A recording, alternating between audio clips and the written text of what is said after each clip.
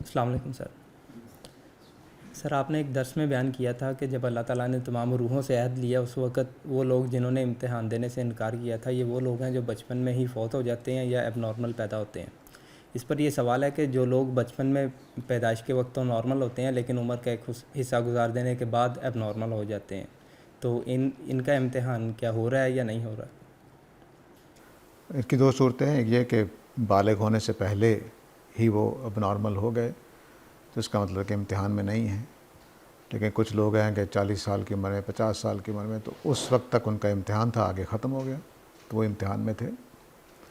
بالغ ہونے کے بعد اگر کوئی نارمل ہے تو وہ امتحان میں ہے، خواہ وہ ایک دن رہا ہو، خواہ وہ 20 سال رہا ہو، 50 سال رہا ہو. سر اس کی کوئی دلیل ہے یا یہ آپ کا اپنا ایک نہیں، قیاس ہے؟ جو پہلی جو بات ہے کہ اللہ تعالیٰ نے امتحان کے لیے ہم سے پوچھا وہ تو قرآن کی آیت پر مبنی ہے. لیکن جب یہ بات ہوئی کہ سب انسانوں نے ذمہ داری قبول کر لی امانت کی، تو پھر یہ ذہن میں سوال پیدا ہوتا ہے کہ سارے لوگ تو امتحان نہیں دے رہے ہیں. بے شمار لوگ بچپن میں فوت ہو گئے اور کچھ ایسے ہوتے ہیں کہ جو اب نارمل ہوتے ہیں. اور یہ ہمارے دین میں کیا ساری دنیا میں مانی ہوئی بات ہے کہ نبی کریم صلی اللہ علیہ وسلم کا فرمان بھی ہے کہ 3 لوگوں سے قلم اٹھا لیا گیا ہے، ایک بے ہوش، ایک نابالغ اور تیسرا جو سویا ہوا ہو اور مجنون ہو، پاگل ہو.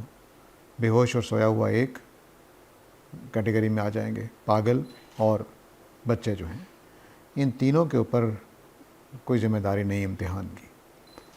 اس سے یہ معلوم ہوا کہ جو مجنون ہیں وہ امتحان سے باہر ہیں، جن کو ہوش ہی نہیں آیا، کومے میں ہیں، وہ بھی امتحان سے باہر ہیں، اور جو بچے ہیں وہ بھی امتحان سے باہر ہیں. تو جو بچپن میں فوت ہو گئے تو اس کا مطلب ہے کہ انہوں نے امتحان کے لیے ہاں کہا تھا تو امتحان تو نہیں ہوا، اس سے ایک نتیجہ نکلتا ہے. تو اتنی بات عقلی ہے.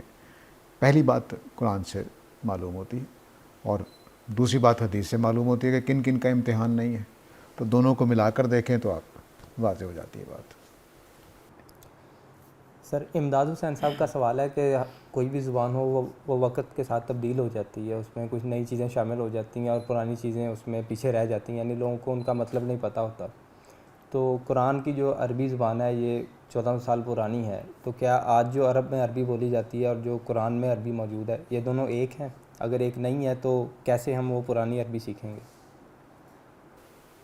زبانوں کی طرح، عام زبانوں کی طرح قرآن عربی بھی زبان میں بہت تبدیلیاں ہوئی ہیں، لیکن قرآن مجید جیسی کتاب چونکہ ان کے بیچ میں ہے، اس کو پڑھتے پڑھاتے رہتے ہیں، اس کی وجہ سے یہ والا جو سٹائل ہے زبان کا یہ کسی نہ کسی صورت میں موجود رہتا ہے. قرآن کے تمام الفاظ آج بھی اسی معنی میں مستعمل ہوتے ہیں اور دوسرے معنی میں بھی مستعمل ہوتے ہیں. اس کی ایک موٹی سی میں مثال دیا کرتا ہوں کہ سورہ یوسف میں سیارہ کا لفظ آیا ہے، تو سیارہ پرانی عربی میں قافلے کے معنی میں ہوتا تھا، جدید عربی میں اس میں کار کے معنی بھی ڈال دیے. لیکن عربوں کو دونوں معنی کا پتہ ہوتا ہے، سیارہ بمعنی قافلہ، سیارہ بمعنی گاڑی، کار، تو دونوں معنی اس کے اندر موجود ہیں. تو ایسا قرآن کی وجہ سے کہ ان کے اندر یہ ایک زندہ کتاب کی طرح موجود ہے، تو اس کی ووکیبلری، اس کے ڈکشن، اس کا سٹائل یہ ان کے ہاں مانا ہوا ہے، سمجھا جاتا ہے. ایسا نہیں کہ عربوں کی زبان میں تبدیلی نہیں ہوئی ہے، لیکن اس کو سمجھتے ہیں. البتہ دور جاہلیت کے بعض چیزیں وہ سمجھانے کے لیے، جیسے ہمیں اردو کی غالب سمجھانے کے لیے اساتذہ کو مدد کرنی پڑتی ہے، وہ ان کے ہاں بھی کرنی پڑتی ہے. وہ تو کلام کی مشکل ہونے کی وجہ سے ایسا ہوتا ہے، نہ کہ اس وجہ سے کہ زبان میں وہ چیز نہیں موجود رہی. تو ہمیں غالب پڑھنا ہو یا میر پڑھنا ہو تو ہمیں کچھ اساتذہ کی ضرورت پڑتی ہے کہ بھئی یہ ایسا ہی قرآن مجید یا اس زمانے کی چیزوں کے لیے کرنا پڑتا ہے. اس کو موٹی مثالوں سے سمجھیے. مثلاً بعض پرانے تصورات ہیں جو اب موجود ہی نہیں ہیں. مثلاً سوال پیدا ہوتا ہے کہ حضرت یوسف کو جب کنویں میں پھینکا گیا تو وہ ڈوبے کیوں نہیں؟ تو اس کی وجہ یہ کہ کنویں ایسے ہوتے ہیں کہ اس میں ڈوبا جائے. یہ ہمارے زمانے میں سوال پیدا ہوگا، پرانے زمانے میں سوال ہی پیدا نہیں ہوگا. کہ جو کنویں ہوتے تھے وہ اس میں پانی 1.5-2 فٹ 3 فٹ ہی گہرا ہوتا تھا، بس نیچے پتھر ہوتے تھے، سخت زمین ہوتی تھی، تو اس میں ڈوبنے کا کوئی تصور نہیں ہے. ہاں آدمی پھنس گیا اس میں، اب وہ نکل نہیں سکتا کیونکہ کنواں اونچا ہوتا ہے بہت کا. تو پھنس ضرور جاتا تھا، لیکن یہ نہیں کہ وہ ڈوب جائے گا. تو اس طرح کی بہت ساری چیزیں پھر بتانی پڑتی ہیں. تو وہ تو مشکلیں ہیں قرآن مجید کی کہ اس میں بعض پرانے تصورات ہیں، بعض پرانی چیزیں ہیں، لیکن زبان کے اعتبار سے قرآن کی زبان ابھی زندہ ہے. البتہ دور جاہلیت کی زبان جو تھی وہ قرآن کے فیض سے کچھ زندہ ہے، لیکن بہرحال اساتذہ کی ضرورت پڑتی ہے اس میں. اب دوسرا حصہ تھا کہ سیکھیں کیسے. الحمدللہ مسلمانوں نے حضرت عمر کے حکم کے مطابق بہت ساری چیزیں اکٹھی کی، جمع کر دی. اس زمانے میں جو شاعری تھی، اس زمانے میں خطبات تھے، اس زمانے کی کہانیاں تھیں، وہ انہوں نے اکٹھی کر دی ہیں. اور اب ہمارے پاس اتنا مٹیریل ہے کہ ہم 7 سال کا کورس پڑھتے رہتے ہیں، وہ ختم نہیں ہوتا. بہت زیادہ مٹیریل ہے. تو آپ یہ کلاسیکل جو عربک ہے اس کو سیکھ سکتے ہیں. اور مثلا میں ہوں تو مجھے جدید عربی سے بہت تھوڑا شغف ہے، بلکہ کہنا چاہیے کہ آتی ہی نہیں ہے. مجھے نہیں پتا کہ عربی میں بس کس کو کہتے ہیں، مجھے نہیں پتا کہ عربی میں جو جدید موٹر ویز ہیں ان کو کیا کہتے ہیں، مجھے نہیں پتا. لیکن قدیم عربی ہم جانتے ہیں. یہاں پر ہندوستان کے سارے ہی جو لوگ عربی سیکھتے ہیں وہ کلاسیکل عربی سیکھتے ہیں، سوائے ان مدارس کے جو جدید عربی بھی سکھاتے ہیں. تو کلاسیکل عربی تو ہم آرام سے سیکھ سکتے ہیں. ہمارے پاس اتنا مواد موجود ہے کہ ہم آرام سے سیکھ لیتے ہیں. سر ایک نظم قرآن کے حوالے سے سوال ہے کہ جب بھی ہم کسی کلام، اگر کوئی کلام نظم میں ہوتا ہے تو اس میں سے ہم کوئی جملہ نکال دیں یا اس کا ایک حصہ بیچ میں سے نکال لیں تو پورے کلام میں گڑبڑ ہو جاتی ہے، یعنی اس کا معنی بالکل تبدیل ہو جاتا ہے. جبکہ قرآن کے ساتھ ایسا نہیں ہے. اس کی ہم کوئی ایک آیت نکال دیں یا ایک پوری صورت بھی نکال دیں، 30ویں پارے میں چھوٹی چھوٹی صورتیں، اگر کوئی پوری صورت بھی نکال دیں تب بھی اس پورے کلام میں کوئی اس سے تبدیلی واقع نہیں ہوتی. تو اس سے تو یہ ثابت ہوتا ہے کہ قرآن میں نظم نہیں ہے. آپ نے جو ازمپشن بیان کی ہے وہی غلط ہے. بہت سارے کلام ایسے ہوتے ہیں کہ آپ پورا پورا پیرا نکال دیں کوئی فرق نہیں پڑتا. اس کی وجہ یہ ہے کہ جو نظم ہوتا ہے، اس جو کلام ہوتا ہے اس میں 3-4 قسم کی چیزیں ہوتی ہیں. ایک وہ باتیں ہوتی ہیں جو اس مضمون کا لازمی حصہ ہوتی ہیں، وہ نکالیں گے تو فرق پڑے گا. لیکن ایک سوال پیدا ہو گیا، اس کا جواب دے دیا، ایک کوئی اضافی معلومات دے دی، ان کو نکالنے سے فرق نہیں پڑتا. تو قرآن مجید میں سے اگر آپ نکال دیں سورہ البقرہ میں سے بعض آیتیں تو مضمون خراب ہو جائے گا، اس کا نظم ٹوٹ جائے گا. اور کچھ چیزیں ایسی ہیں جو نہیں نکالی جا سکتی، کچھ نکالی جا سکتی ہیں. وہ ہر کلام میں ایسے ہی ہوگا. کسی بھی مضمون کو پکڑ لیں، اس میں سے کچھ پیرے میں آپ کو اپنے مضامین دکھا دوں گا، آپ کے لکھے ہوئے مضامین دکھا دوں گا کہ یہ پیرے نکال دیں، آپ کے مضمون میں کوئی فرق نہیں پڑے گا. کیوں؟ کیونکہ وہ اضافی معلومات ہوتی ہیں، وہ نظم کے ساتھ جڑی تو ہوتی ہیں لیکن وہ نظم کو قائم رکھنے کے لیے لازم نہیں ہوتی. وہ کوئی اضافی معلومات ہے، کوئی سوالوں کے جواب ہیں، کوئی اعتراض کا جواب آ گیا ہے، کوئی دفع دخل مقدر آ گیا ہے. تو اس طرح کی بے شمار چیزیں ہوتی ہیں. دلیل آ گئی ہے تو دلیل نکال دیجئے تب بھی بات موجود ہے. کوئی تفصیل آ گئی ہے، جیسے یہاں اب بات چلی تھی یتیموں کا مسئلہ جو سورہ البقرہ میں ہم پڑھ رہے ہیں آج کل. یتیموں کا مسئلہ پیدا ہوا تھا جہاد سے. یتیموں کا مسئلہ پیدا ہوا تو اس کے بعد یتیموں کی ماؤں کی شادی کا کیس زیر بحث آ گیا. یتیموں کی ماؤں کا کیس زیر بحث آیا تو طلاق قانون کے آپ سمجھیے کہ 1 2 3 4 صفحے ہو گئے ہیں، اور 5واں صفحہ پھر 6واں صفحہ، 6 صفحے پر جا کر پھر مضمون واپس جہاد پر جائے گا. تو 6 صفحے بیچ میں آ گئے ہیں جہاد سے ہٹ کر. تو کلام چل رہا تھا جہاد کے بارے میں، بیچ میں یہ تفصیلات آ گئی ہیں. اس کو نکال بھی دیجئے تب بھی یہ وہ حصہ جس کو نکالا جا سکتا ہے.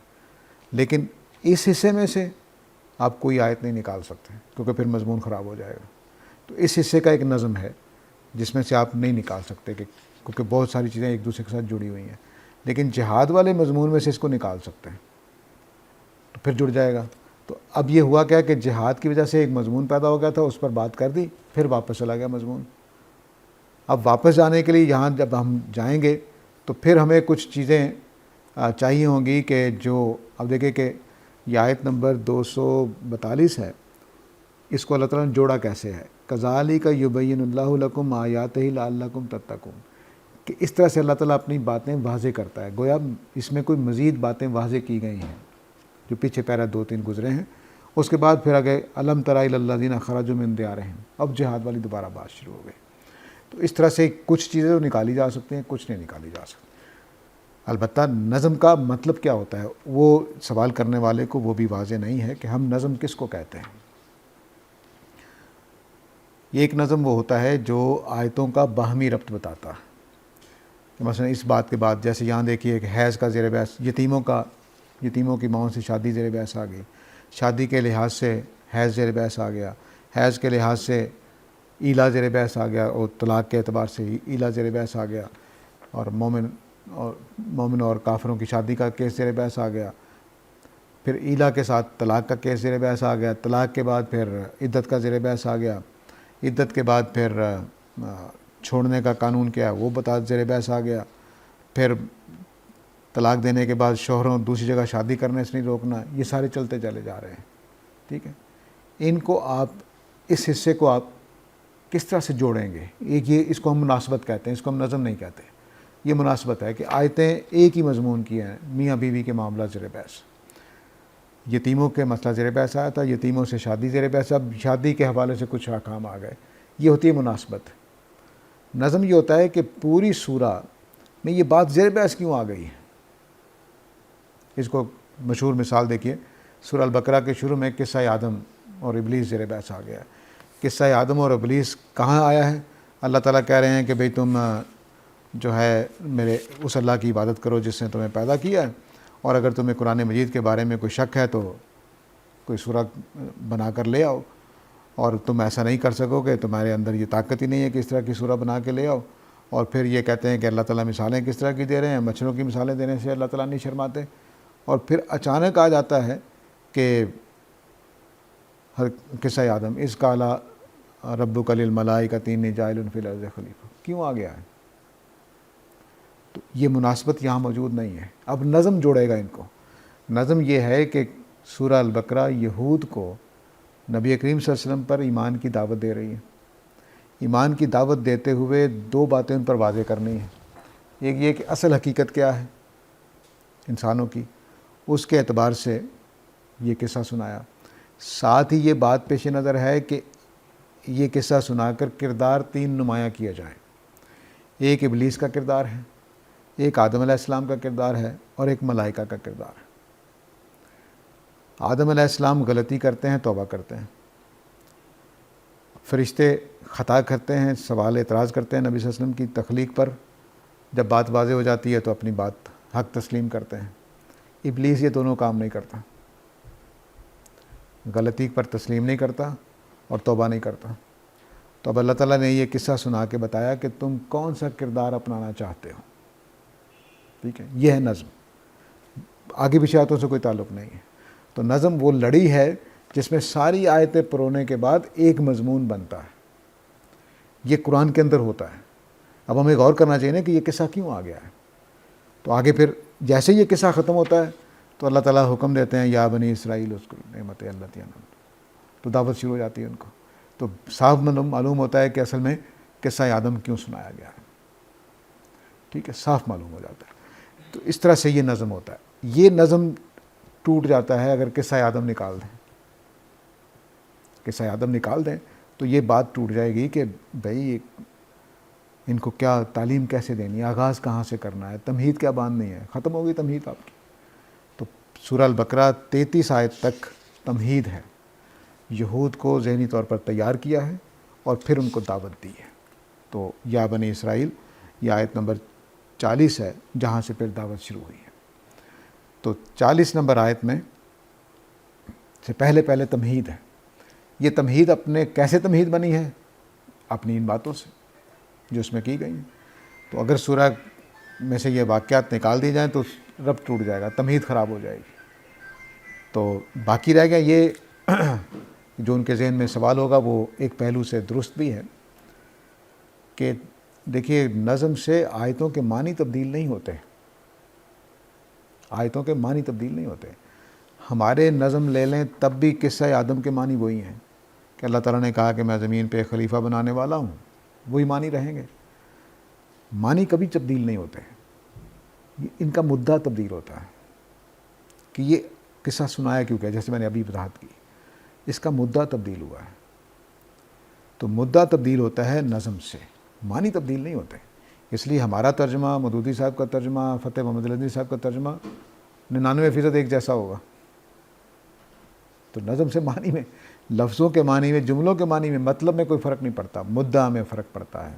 مقصد کیا ہے، منشاء کلام کیا ہے، یہ جملہ کیوں بولا گیا ہے. مثلا میں آپ سے کہوں کہ اٹھ جائیں، کیوں بولا ہے میں نے؟ غصہ آ گیا ہے یا کسی کام کی جلدی ہے، اس کے لیے میں آپ کو کہہ رہا ہوں. معنی تو ایک ہی ہے، اٹھ جائیں. اور بعض اوقات مدعا الٹ جاتا ہے، حالانکہ لفظ کے معنی اور ہوتے ہیں، مدعا الٹ جاتا ہے، معنی وہی ہوتے ہیں. مثلا آپ کے گھر میں امرود کا درخت لگا ہوا ہے اور باہر سے ایک لڑکا توڑ رہا ہے، آپ اس کو بھگانے کے لیے کیا کہتے ہیں؟ ٹھہرو. مطلب ہوتا ہے بھاگ جاؤ. تو معنی کیا ہے؟ رک جاؤ. مدعا کیا ہے؟ بھاگ جاؤ. تو اب موقع محل کے اعتبار سے مدعا تبدیل ہوتا ہے، معنی تبدیل نہیں ہوتے. ٹھہرو کے معنی ٹھہرو ہی ہیں، رک جاؤ ہی کیا ہے. لیکن مراد کیا تھی ہماری؟ بھاگ جاؤ. تو مدعا تبدیل ہوتا ہے، معنی تبدیل نہیں ہوتے. تو جب آپ نکالیں گے کوئی آیتیں تو کسی آیت کے معنی تبدیل نہیں ہوں گے، مدعا بدل جائے گا. سر جب قرآن نازل ہوا اس وقت تو اس ترتیب میں نہیں تھا، یہ تو بعد میں ترتیب دی گئی اور آیتوں کو ان کی جگہ پہ رکھا گیا. تو اس کا مطلب یہ کہ جب نازل ہو رہا تھا تب یہ ترتیب نہیں تھی، مختلف تھی، تو اس وقت قرآن کا نظم ایسا نہیں تھا. یہ نظم بعد میں جب ترتیب دے دی گئی تو پھر یہ نظم بنا. کیا ایسے ہی ہے؟ یعنی جب نازل ہوا تب اس میں نظم نہیں تھا؟ جب یہ نازل ہوتا تھا تو جو ٹکڑے نازل ہوتے تھے اس میں نظم ہوتا تھا. مثلا سورہ البقرہ لگتا ہے کہ پہلی 60-70 آیتیں اکٹھی نازل ہوئی ہوئی ہیں. جہاں تک وہ حضرت موسیٰ اور ان کی قوم کے معاملات چل رہے ہیں تحویل قبلہ سے پہلے وہ لگتا ہے کہ ایک ہی وقت میں نازل ہوئی ہے، اس میں نظم ہے. سورہ الفاتحہ پوری اکٹھی نازل ہوئی ہے، نظم ہے. تو جو ٹکڑے پورے نازل ہوتے ہیں ان میں نظم تھا. اب اصل میں یوں سمجھیے کہ ہم قرآن مجید کو اللہ کی کتاب نہیں مان رہے، جو نظم کے قائل نہیں ہیں وہ اللہ کی کتاب نہیں مان رہے. یہ لوح محفوظ میں پوری کتاب لکھی ہوئی تھی، وقتاً فوقتاً نازل ہوئی ہے. اصل میں اس میں نظم پہلے سے موجود ہے، نازل ہونے سے کوئی فرق نہیں ہوا. مثال کے طور پر آپ میرے پاس آئے، آج آپ نے سوال کیا، میں نے سورہ البقرہ کی 5 آیتیں آپ کے سامنے سنا دی اسی قرآن میں سے. اب آپ کے لیے 5 آیتیں میں نے آپ کو قرآن کی سنائی ہیں. آپ ہفتے بعد پھر آئے، میں نے اگلی 5 آیتیں سنا دی یا کسی اور جگہ سے سنا دی. لیکن اب میں نے سورہ آل عمران سنا دی فرض کر لیجیے. تو اب آپ کے لیے تو قرآن مجید سورہ البقرہ کی پہلی 5 آیتیں، سورہ آل عمران کی 5 آیتیں یہ اتر رہی ہیں، لیکن اصل میں پڑھ کے سنا رہا ہوں اس میں سے. تو لوح محفوظ میں جو قرآن پورا لکھا ہوا ہے اس میں سے پڑھ کے سنایا جا رہا تھا بس. تو پہلے یہ کتاب کی شکل مکمل ہے، اس میں کوئی نقص نہیں تھا، کوئی تبدیلی نہیں تھی. تو بس جیسے جیسے ضرورت پڑتی گئی، اس لیے بہت ساری صورتیں ایسی ہیں کہ جو مکی ہیں جن میں مدینہ میں نازل ہونے والی آیتیں جوڑی گئی ہیں، اور بہت ساری مدنی صورتیں ہیں جس میں مکہ میں نازل ہونے والی آیتیں جوڑی گئیں. تو مضمون کے اعتبار سے جوڑی گئی ہیں. تو اس کا مطلب ہے کہ جو اصل ترتیب تھی اس کے مطابق کر دیا گیا بس. سر آج نماز کا موضوع زیر بحث تھا درس میں.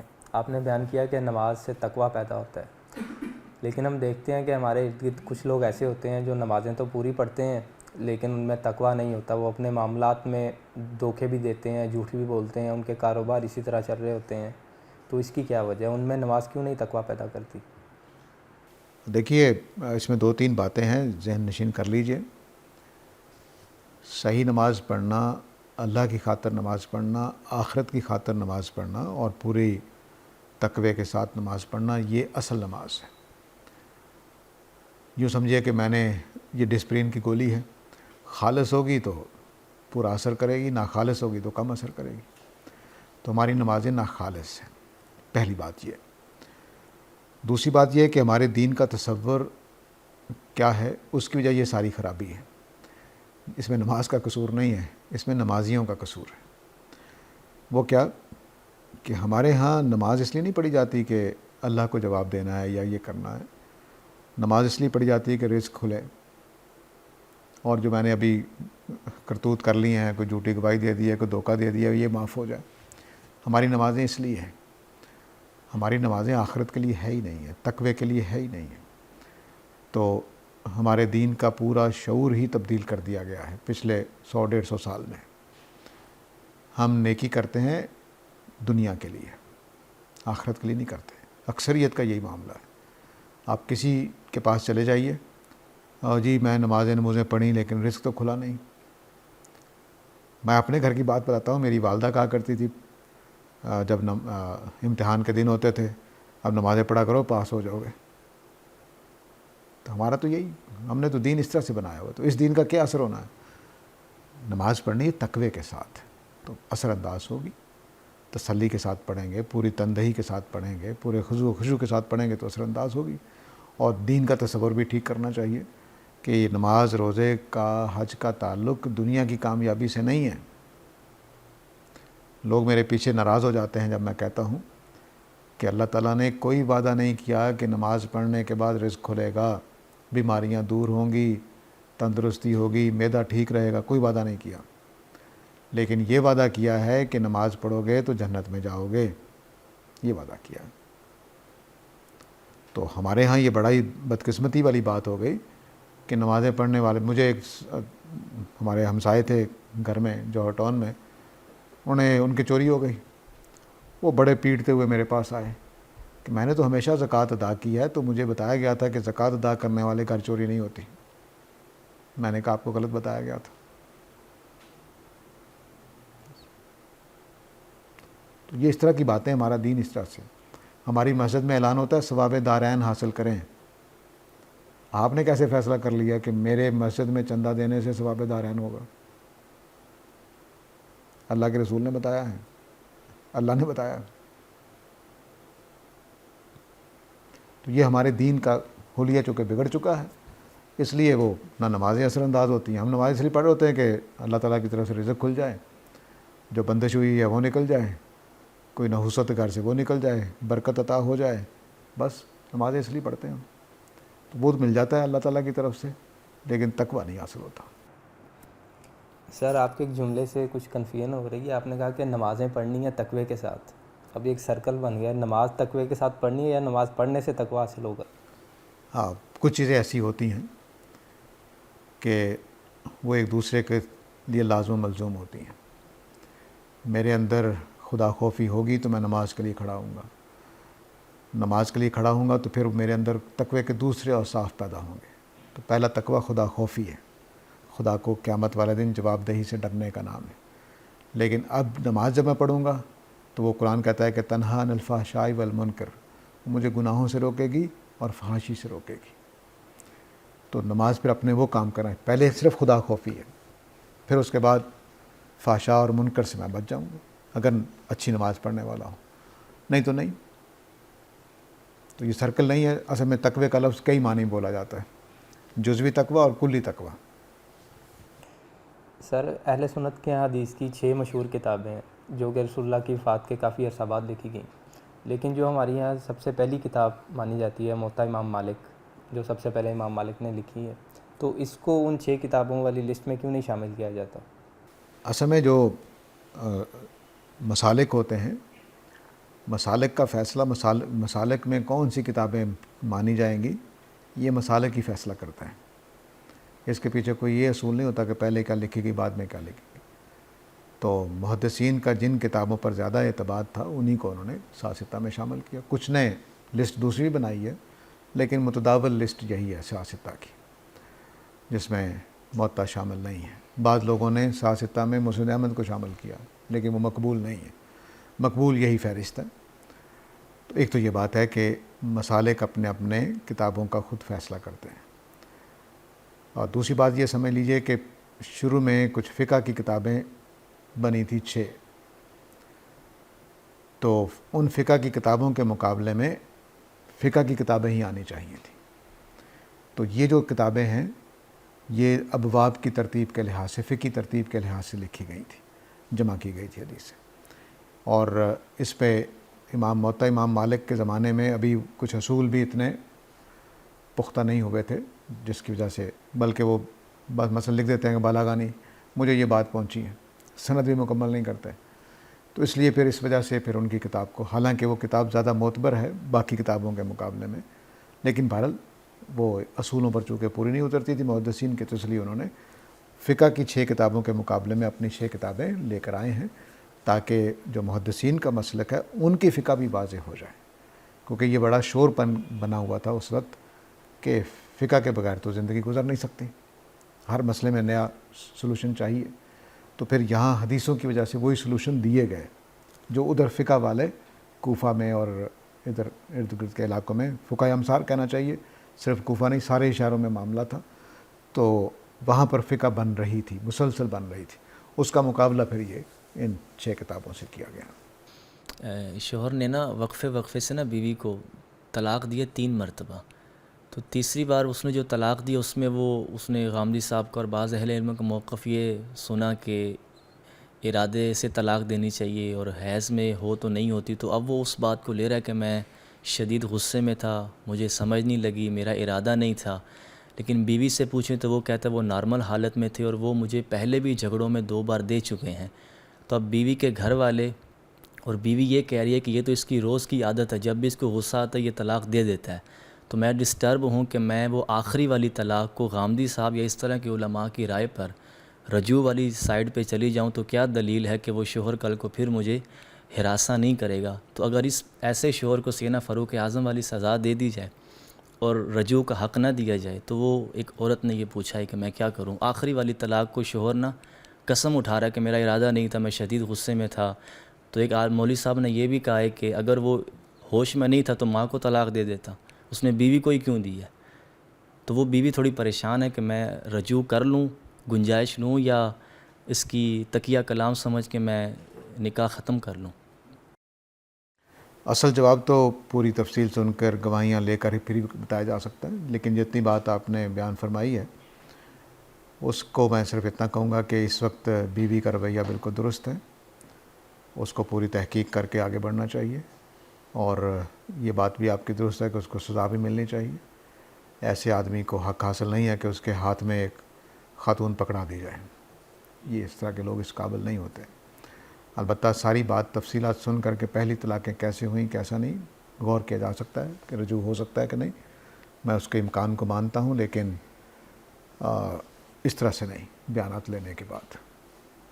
وہ ساتھ یہ بھی بتا رہی تھی کہ وہ حقوق زوجین بھی اس طرح سے نہ پورا نہیں کرتا، ان کے 2 بیٹیاں، بچوں کا خرچہ نہیں وہ میرے مائکے والے پورا کرتے ہیں، اور والدین کی سائڈ لینا، اور بار بار نہ اس کی جو لڑکی کی سانس ہے وہ دھمکی دیتی ہے میں تجھے طلاق دلواؤں گی، طلاق دلواؤں گی۔ تو وہ کہتی میں کافی نہ مینٹلی وہاں ڈسٹرب بھی رہی ہوں۔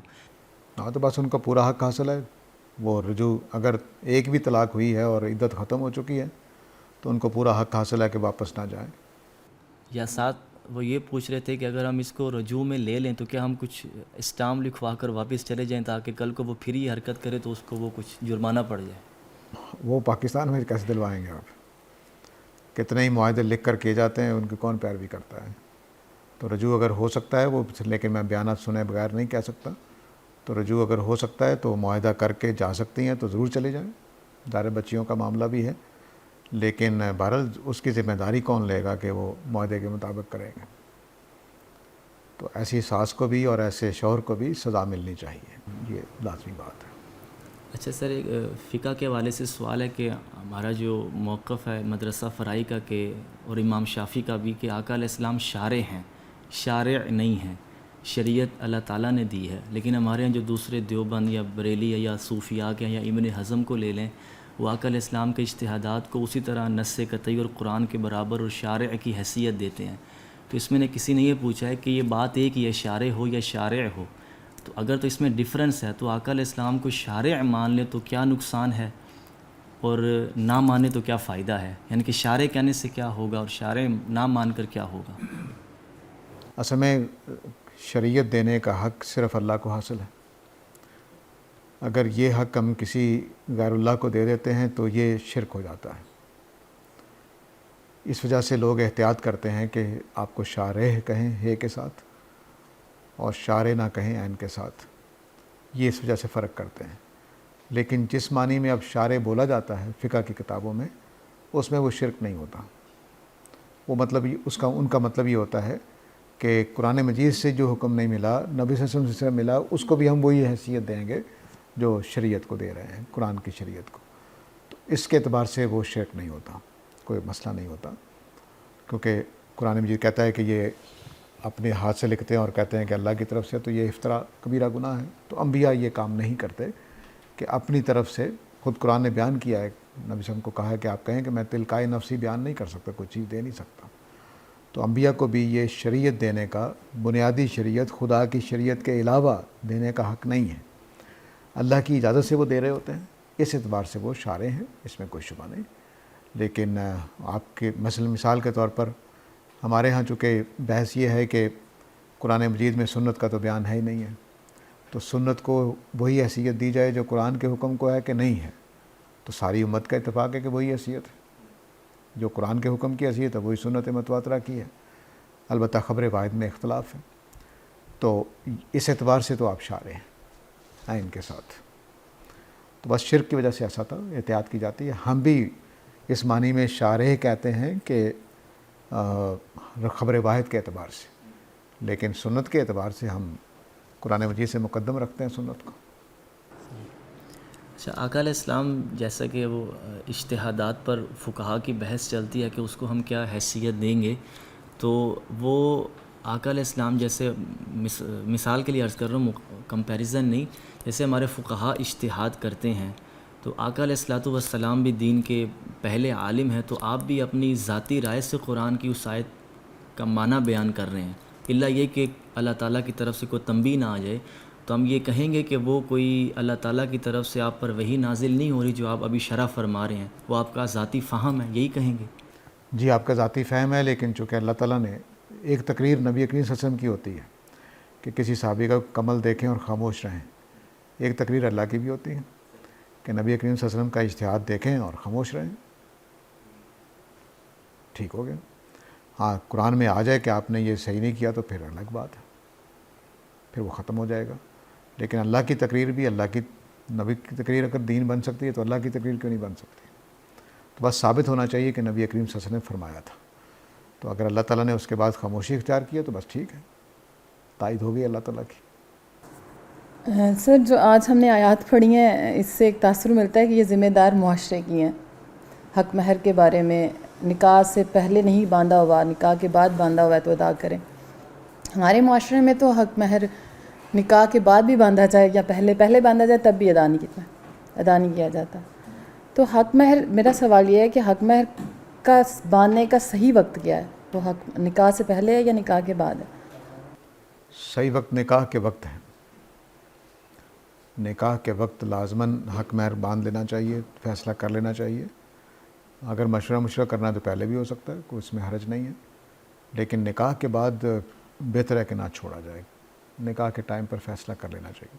لیکن بعض اوقات ایسا ہوتا ہے کہ کوئی شادیاں ایمرجنسی میں کرنی پڑ جاتی ہیں، تو اس لیے اللہ تعالیٰ نے اس کی رعایت بھی رکھی ہے کہ اس میں کوئی گناہ نہیں ہے کہ تم اس طرح سے شادی کر لو کہ حق مہر طے نہیں، وہ بعد میں طے کر لیں گے، اس میں رکاوٹ نہیں ڈالی اللہ تعالیٰ نے، کیونکہ ہر طرح کے حالات ہو سکتے ہیں۔ خود میں نے ایک شادی دیکھی کہ لوگ بیٹھے ہوئے تھے، شادی نکاح کے لیے آئے ہوئے تھے، لیکن حق مہر پہ جھگڑا ہو گیا اور دلہا والے اٹھ کے چلے گئے، نہیں مانے وہ۔ تو پھر لڑکی والوں نے سوچا کہ اب کیا کریں، بچی کو ایسے ہی لے جائیں گھر۔ انہوں نے فوراً پوچھا بھی کوئی ہے رشتے والا، کوئی ایسا ہو جائے، تو چچا کی بیٹی کے ساتھ شادی کر دی، بیٹے کے ساتھ، اور اس وقت حق مہر طے نہیں کیا کہ بعد میں کر لیں گے، پھر جھگڑا نہ ہو جائے، ٹھیک ہے، نکاح ہو گیا، نکاح کو مسئلہ نہیں ہے۔ حق مہر بعد میں طے ہونا چاہیے، لازماً دینا چاہیے، یہ لازمی فریضہ ہے، لیکن کس وقت کرنا چاہیے یہ حالات کے اوپر ہوتا ہے، بہتر ہے کہ نکاح کے وقت لازماً ہو جائے۔ سر، ایک اور تاثر اس سے مل رہا ہے کہ جیسے حق مہر مطلب طے ہو گیا اور اکثر طلاق کے بعد کہا جا رہا ہے کہ ادا کر دیا جائے، تو ہمارے ہاں یہ کنسیپٹ عام پایا جا رہا ہے کہ بیوی مطلب اور شوہر نکاح طلاق نہیں ہوتی، دونوں اکٹھے رہتے ہیں، زیادہ تر رشتے ایسے ہی نبھ رہے ہیں، تو پھر کب نکاح جو حق مہر باندھا ہوا تھا وہ کب ادا کرنا ہے؟ حق مہر بھی لازماً طلاق کے موقع پر نہیں دیا جاتا، شادی کے بعد دیا جاتا ہے، تو نکاح کے موقع پر بھی دیا جا سکتا ہے، نکاح کے بعد بھی دیا جا سکتا ہے، اور تھوڑی دیر بعد بھی، میں سال بعد دے دوں گا، لیکن دینا زندگی ہی میں ہے، اور نکاح کے موقع پر نکاح قائم ہوتے ہوئے ہی دینا ہے، یہ طلاق کو روکنے کے لیے نہیں ہوتا۔ ہمارے یہاں سمجھا جاتا ہے کہ طلاق کو روکنے کے لیے میں نے کئی رشتے ہوتے دیکھے ہیں، اتنا حق مہر لکھا دیں طلاق دینا مشکل ہوگا اس کو. یہ بیوی کا حق ہے، اس کو پہلے دن ہی ملنا چاہیے. البتہ حالات کے مطابق اللہ نے اجازت دی ہے کہ ڈیلے بھی کیا جا سکتا ہے، لیکن اتنا ڈیلے نہیں کرنا کہ موت کے بعد بھی نہ دیا جائے اور طلاق کے موقع پر بھی نہ دیا جائے. یہ ڈیلے نہیں کرنا. وراثت اور یہ دونوں میں بہت لاپرواہی ہمارے ہاں ہوتی ہے. بہت سارے ہمارے بزرگ جو ہیں وہ حق مہر دیے بغیر دنیا سے رخصت ہو گئے. اللہ تعالیٰ ان کے اس گناہ کو معاف کرے. آمین. اور ایک سوال سر یہ تھا کہ نماز کی اتنی سخت تاکید مل رہی ہے ان آیات میں، اس کے باوجود قضاء کا کنسیپٹ ہمارے ہاں کہاں سے آ گیا؟ قضاء یہ صورت حال ہوتی ہے کہ بس ایک صورت یہ ہوتی ہے کہ آدمی بھول گیا، ظہر پڑھ کے کھانا کھا کے لیٹا اور عصر نکل گئی، ٹھیک ہے، یا کاموں میں خیال نہیں رہا بعض اوقات، تو قضا ہو جاتی ہے نماز. یہ قضا کا تصور اسلام میں نہیں ہے جو ہمارے ہاں بعض لوگ اختیار کرتے ہیں. کوئی نہیں قضا پڑھ لیں گے، یہ کوئی تصور نہیں. یعنی قضا بھول چوک سے ہو جاتی ہے، کسی مجبوری میں رہ گئی تو رہ گئی، تو وہ ایک الگ بات ہے کہ مثلاً آپ کو پیدل چل کر بھی پڑھنے کا موقع نہیں ملا، آپ کو سواری پر بیٹھ کر پڑھنے کا موقع نہیں ملا، تو اب آپ قضا ہو گئی آپ کی، تو ٹھیک ہے یہ تو ہو سکتا ہے. لیکن یہ کہ بھئی کوئی نہیں بات، اب جو کام کر رہے ہیں ہم تو عصر جو ہے وہ قضا کر لیں، نہیں، یہ کوئی قضا کا طریقہ نہیں ہے. رہ جائے کسی وجہ سے، بھول چوک سے، کسی کام کی پریشانی کی وجہ سے، تو امکان ہے اس بات کا. یعنی بعض اوقات ہم کام میں اتنا لگ جاتے ہیں کہ یاد نہیں رہتا، کسی کام میں ایسے پھنس جاتے ہیں. اور پاکستانی جو ہیں وہ نماز تو اس کے بغیر پڑھتے ہی نہیں ہیں کہ بالکل مکمل تیاری کر کے جائے نماز پہ کھڑے ہو کر، یا اگر کسی کو کہنا کہ رجالن اور رکبانن نماز پڑھی جا سکتی ہے تو وہ سر پھوڑ دیں گے آپ کا. تو اس لیے ان کو تو پتہ ہی نہیں ہے، وہ بیچارے اس طرح سے پڑھتے ہیں. البتہ یہ ہے کہ اگر مثال کے طور پر بس میں کھڑا ہے اور پتہ ہے کہ بس نے اب نہیں رکنا، اگر میں اتر جاؤں گا تو کرایہ زیادہ دینا پڑے گا، جو کچھ بھی مجبوریاں ہو سکتی ہیں، تو وہ وہیں کھڑے کھڑے نماز پڑھ لو بس کے اندر، کوئی مسئلہ نہیں ہے، تاکہ نماز نہ رہ جائے. سفر میں آپاداپی میں یہ چیزیں، اس طرح کی چیزیں ہو جاتی ہیں. لیکن بہرحال عام حالات میں تو یہ سمجھ آتا ہے کہ ایک دن کی ایک وقت کی نماز چھوٹ گئی ہے تو دوسرے کے ساتھ ملا لیں گے، لیکن اکثر سوالات سال چھوٹ گئی ہے، پڑھی نہیں ہے، اس کا بھی کنسیپٹ ملاتے ہیں اس میں، اس کو کیسے کریں گے؟ ہاں وہ تو ٹھیک ہے نا. اس کی وجہ یہ ہوتی ہے کہ نماز شروع نہیں کی، نماز شروع کی بڑھاپے میں آ کے، اب کیا کرنا ہے پچھلی نمازوں کا، یا درمیان میں تعطل آ گیا. بعض نوجوان آتے ہیں جی میرا نماز میں دل نہیں لگتا تو میں پڑھ ہی نہیں رہا، تو ٹھیک ہے تعطل آ گیا، اب سال تعطل رہا، نماز پڑھی نہیں ہے، سال کے بعد پھر ہوش آیا اب پڑھ لیں، تو پچھلے سال کی نمازوں کا کیا کریں؟ تو یہ قضا ہو جائیں گی، اللہ تعالیٰ قبول کرنے والا ہے، ضرور کرنی چاہیے. تو ان کا الگ کیس ہے، وہ الگ کیس ہے. قضا تو ہو جائے گی، قضا پڑھیں گے، اللہ تعالیٰ قبول کرنے والا ہے. اصل میں توبہ کا حصہ ہے قضا نماز. یہ قرآن مجید کا توبہ کا اصول یہ ہے کہ اللہ سے معافی مانگیں، اپنی اصلاح کریں، اور جو کام رہ گیا اس کو پورا کر دیں. تو مثال کے طور پر آج فجر رہ گئی تو قضا کی جائے گی، توبہ کی جائے گی، اللہ سے معافی مانگی جائے گی اور قضا نماز پڑھی جائے گی. تو توبہ کا حصہ ہے یہ. نماز قضا نہیں ہوتی، توبہ نماز جو چھوٹ گئی ہے اس کی توبہ کا حصہ ہی ہے، تب قضا کی جائے گی. ٹھیک ہے سر. میں ایک اپنے لیے پوچھنا چاہ رہی تھی کہ مجھے نہیں لگتا جب سے میں نے ہوش سنبھالی ہے کوئی نماز چھوڑی ہوگی، اس کے باوجود وہ خشوع خضوع میری نماز میں نہیں آتا. میں اس رویے کو سمجھنے سے قاصر ہوں، جبکہ خدا مجھے تنہائی میں بھی یاد رہتا ہے. ہر معاملے میں الحمدللہ کوشش ہوتی ہے کہ جو معاملہ اخلاقیات کے مطابق ہے، دین کے مطابق ہے، اس کو کیا جائے. لیکن نماز میں یہ معاملہ مجھ سے نہیں ہو رہا، سمجھ نہیں آتی اپنے رویے کی. اس کی وجہ یہ ہے کہ نماز ہماری عادت بن جاتی ہے. جب کوئی چیز عادت بن جاتی ہے تو اس کو تازہ رکھنے کے لیے پھر کچھ ایکسٹرا کام کرنے پڑتے ہیں. اسے قرآن کے مختلف مقامات یاد کر لیں تاکہ آپ بدل بدل کے نماز پڑھیں. اسی طرح تسبیحات زیادہ یاد کر لیں. ایک تسبیح آج فجر میں پڑھی، دوسری تسبیح ظہر میں پڑھی، تیسری تسبیح ہر نماز میں سبحان ربی الاعلیٰ سبحان ربی الاعلیٰ نہیں ہونا چاہیے. تو یہ چیزیں کرنی پڑتی ہیں تاکہ نماز میں تازگی رہے، زندگی رہے. جب تازگی رہے گی، زندگی رہے گی، تو تبھی اس میں خضوع و خشوع پیدا ہوگا. ورنہ ہم جاتے ہیں نماز پڑھتے ہیں، مشین کی طرح سارے کام کر کے فارغ ہو جاتے ہیں، تو ایسے ہی ہوگا. یہ ہر ایک کے ساتھ ایسا ہی ہے. جو نماز کو اپنی عادت بنا لیتے ہیں اور اس میں تازگی لانے کی کوشش نہیں کرتے. اور دوسرا جو مسئلہ ہے وہ یہ کہ ہمیں قرآن مجید سمجھ نہیں ہوتی، اس لیے بھی خضوع و خشوع پیدا نہیں ہوتا. کم از کم ان صورتوں کو کرنا چاہیے جو ہم پڑھ رہے ہوتے ہیں. تیسری سب سے بڑی وجہ جو ہے وہ ہمارا عجمی ہونا ہے. ہم عجمی جو ہیں وہ ادب آداب تو بہت خیال رکھتے ہیں کہ وضو کے بغیر قرآن کو ہاتھ نہیں لگانا، وضو کے بغیر یہ نہیں کرنا، وضو کے بغیر یہ نہیں کرنا، لیکن ہم جو تعلق کی صحت ہے، صحیح تعلق جو وہ نہیں بناتے. مثلا والدہ کے ساتھ ہمارا کیا تعلق ہونا چاہیے؟ آپ پورے پاکستان میں پھر کر دیکھ لیں، بس چند چیزوں کا خیال رکھا جائے گا، باقی نہیں. جو اصل تعلق ہے کہ ان کا احترام کرنا ہے، ان کی خدمت کرنی ہے، وہ کہیں کہیں نظر آئے گا، بہت کم نظر آئے گا، کیونکہ ہم نے ہر چیز کے اندر اپنی پسند کی کوئی چیز بنا دی ہوئی ہے. اصل دین رہا ہی نہیں ہوا. تو نماز کو ہم فرض کر کے پڑھتے ہیں. کسی سے پوچھ لیں پاکستانی سے، نماز کے اوپر نہیں فرض ہے. نبی کریم صلی اللہ علیہ وسلم سے پوچھا گیا تو میں شکر ادا نہ کروں؟ تو ہماری نماز کا مقصد ہی فوت ہو گیا ہوا ہے. فرض تو ایسے ہی ادا ہوتے ہیں. آپ کوئی بھی کام فرض بنا دیں کسی کا، وہ بس ڈیوٹی پوری کرے گا، چلا جائے گا. لیکن جو شکرانے سے، محبت سے، تحفے کے طور پر چیز پیش کی جائے گی وہ اور طرح سے ہوگی.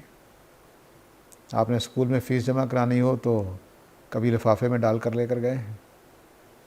اور ٹیچر کو تحفہ دینا ہو، پیک کریں گے، لفافے میں ڈالیں گے، کوئی پھول لگائیں گے، پھر جا کر دیں گے. تو یہ ہمارا مزاج ہے، انسانوں فطرت کے اندر ہے شاید، یا مزاجوں کے اندر ہے کہ ہم ڈیوٹیز کو سجائے بنائے بغیر پیش کرتے ہیں، بس ذمہ داری ادا ہو. لیکن تحفے تحائف کو بڑے سجا. تو نماز کو خدا کے حضور نذرانے کے طور پر لے کر جا کر دیکھیں، شکرانے کے طور پر پڑھ کر دیکھیں، تو اس کے اندر پھر خضوع و خشوع آئے گا. اور کبھی اپنی مشکلوں کے اوپر پڑھ کر دیکھیں کہ اللہ نے میرا بیٹا چھین لیا ہے، میری بیوی چھین لیا ہے، میرا شوہر چھین لیا ہے، میرا فلانا چھین لیا ہے، اور اب میں خدا کے حضور شکرانے کے طور پر الحمدللہ کہہ رہا ہوں. ذرا کہہ کر دیکھیے. تو یہ وہ نماز کا رخ ہی ہمارا فوت ہو چکا ہوا ہے. ہم تو بس فرض ادا کرنے جاتے ہیں، کراتے ہیں. اللہ تعالیٰ کی دعا توقع یہی ہے کہ قبول کر لے گا. سر ابھی آپ سے ایک سوال کیا گیا کہ اگر کسی شخص کی 1 سال کی نمازیں رہ جائیں یا اس سے زیادہ، اس کو ہمارے یہاں عام طور پہ قضاء عمری کی اصطلاح بھی اس کے لیے استعمال ہوتی ہے. اس کا طریقہ آپ بتا دیجئے، کیا طریقہ ہو سکتا ہے ان ساری نمازوں کی قضا کرنے کا؟ ہمارے ہاں ایک عام طور پہ مشہور ہے، ویسے ہی سوشل میڈیا پہ اکثر لوگوں نے یہ شیئر کیا ہوتا ہے کہ رمضان المبارک کے آخری جمعے والے دن 2 یا 4 رکعت پڑھنے کا ایک وہ طریقہ بتاتے ہیں کہ اس طریقے سے اگر آپ پڑھ لیتے ہیں وہ 2 یا 4 رکعتیں تو آپ کی پوری عمر کی نمازیں قضا ہو جائیں گی. اس طرح کا کوئی طریقہ، کیا اس کی کوئی اصل ہے یا ویسے بے بنیاد بات ہے؟ اس بات کی تو کوئی اصل نہیں ہے. کوئی کیلکولیشنز لوگ کرتے رہتے ہیں روایات کی بنیاد پر. مثلا یہ کام کریں گے تو 80 سال کی نمازوں کا ثواب ہو جائے گا، تو آپ نے پڑھ لی تو 80 سال کی نمازوں کا ثواب ہو گیا. ٹھیک ہے، اس طرح کی روایات ہیں جس کی وجہ سے یہ تصورات پیدا ہوتے ہیں. ایسا کچھ نہیں ہے. کوئی ایک عمل چھوٹا ایسا نہیں ہے جس سے اتنا بڑا اجر آپ کو مل جائے. تو اس لیے جو عام طریقہ علماء نے، میں کوئی طریقہ سجیسٹ کرنے کے لائق نہیں ہوں، نہ علماء کو اس لائق ہیں کہ وہ یہ کر سکیں. اللہ کے رسول کر سکتے تو کرتے. تو اس لیے ابن حزم نے ایک دوسرا رستہ اختیار کیا ہے. ابن حزم یہ کہتے ہیں کہ توبہ کریں، تلہ کریں، اور بس آگے کوشش کریں کہ نماز کوئی ضائع نہ جائے. امید ہے اللہ تعالیٰ پچھلی معاف کر دے گا. باقی ہماری جو جمہور امت ہے وہ یہ سمجھتی ہے کہ جتنی نمازیں رہ گئی ہیں اس کا ایک حساب لگائیں اور اگلے سالوں میں اس کو ادا کرتے رہیں. مثال کے طور پر آپ نے فیصلہ کیا کہ میری 1 سال کی نمازیں رہتی ہیں، تو آج آپ نے نماز شروع کی، اگلے سال تک آپ ہر نماز کے ساتھ پچھلی ایک نماز پڑھتے جائیں. ہر ظہر کے ساتھ پچھلی ایک ظہر، ہر عصر کے ساتھ پچھلی ایک عصر، ہر مغرب کے ساتھ پچھلی ایک مغرب پڑھتے چلے جائیں، اور سال میں آپ کے قرض ادا ہو جائے گا. ٹھیک ہے. تو یہ طریقہ ہمارے ہاں عام طور سے جو اچھے علماء ہیں وہ بتاتے ہیں. لیکن بھارت یہ علماء ہی کا طریقہ ہے، اجتہادی ہے. امید یہی ہے کہ اللہ تعالیٰ قبول کرے گا اس کو. وآخر دعوانا الحمدللہ رب العالمین.